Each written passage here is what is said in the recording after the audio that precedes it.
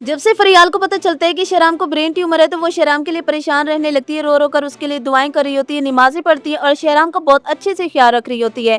शहराम फरियाल को अपने लिए परेशान देकर फरियाल के पास आते हैं और फरियाल से कहते, फरियाल मेरी बीमारी का सुन के घर में मॉम और डैड दोनों परेशान है। उनका परेशान होने का हक भी है, मैं उनका इकलौता बेटा हूँ, अगर मुझे कुछ हो गया तो वो मेरे बगैर कैसे रहेंगे।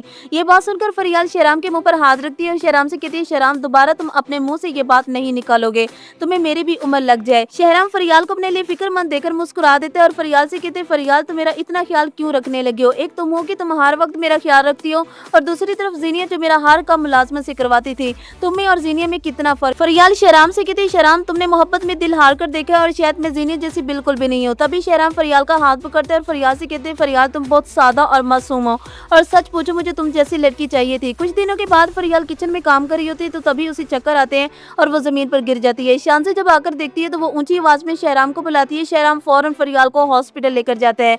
वहां पर उसको डॉक्टर बताते हैं कि फरियाल मां बनने वाली है। ये खबर सुनकर शहराम बहुत ज्यादा खुश होता है और वो फरियाल को इस बात की मुबारक देता है। घर जाने से पहले शहराम बेकरी की शॉप से मिठाई लेता है और फरियाल से कहते हैं कि आज मॉम और डैड ये खुशखबरी सुनेंगे तो बहुत ज्यादा खुश होंगे, इसलिए मैं उनका मुंह मीठा करवाऊंगा। शहराम जब ये खबर अपने माँ बाप को सुनाते हैं तो उनकी खुशी की कोई इंतहा ही नहीं रहती। वो फरियाल को मुबारक देते हैं और शान से फरियाल और शहराम के गले लग जाती है और बहुत ज्यादा खुश होती है कि मैं फुप्पो बनने वाली हूँ।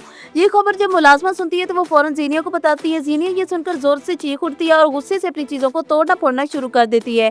तभी सीरत भागकर आती है और वो जीनिया को गले लगाती है। सीरत के पूछने पर जीनिया बताती है कि अम्मी शहराम ने मेरी जगह फरियाल को दे दी है, फरियाल माँ बनने वाली है, वो शहराम को वारिस देने वाली है।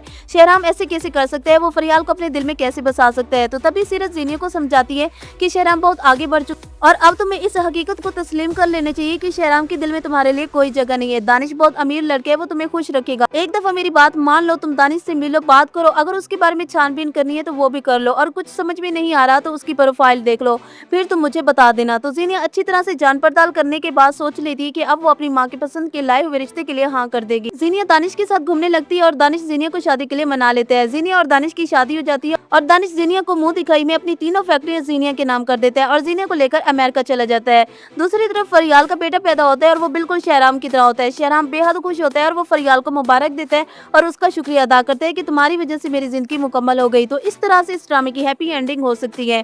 तो व्यूअर्स, आप लोगों को क्या लगता है कि इस ड्रामे की एंडिंग कैसी होगी? कमेंट सेक्शन में जरूर बताइएगा। If you like this video, subscribe my channel and press the bell icon for more updates. अल्लाह हाफिज।